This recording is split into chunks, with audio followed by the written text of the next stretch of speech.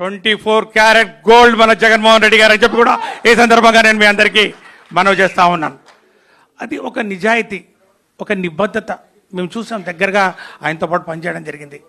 Babasaheb BR Ambedkar statue in the middle of Vijayawada నడి బొడ్డున దళితుల యొక్క ఆత్మగౌరవాన్ని వాళ్ళని తలెత్తుకునే విధంగా, అందరూ చూసే విధంగా, బాబాసాహెబ్ బిఆర్ అంబేద్కర్ గారి భావజాలాన్ని తీసుకొని స్ఫూర్తి పొందే విధంగా ఆయన విగ్రహం ఒక చోటగా ఒక బిఫిట్టింగ్గా ఆ ప్లేస్ ఆయనకు ఇవ్వాలని చెప్పి ఆ యొక్క ఆలోచన చేసిన వ్యక్తి. రేపు రాబోయే రోజుల్లో ఎన్నికల్లో కూడా మన యొక్క ఆలోచన విధానం, మన యొక్క ఎక్స్పీరియన్స్ ఏదైతే ఉందో జగన్మోహన్ రెడ్డి గారి భావజాలానికి జోడిస్తూ ప్రజలకు దాని మీద అవగాహన కల్పిస్తూ ముందుకు పోవాలి.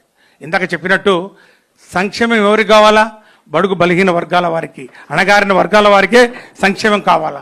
అందుకే ఈ సంక్షేమం అనేది ఒక బ్రాండ్ కింద, ఒక యూఎస్పి కింద మన పార్టీ తీసుకుంది.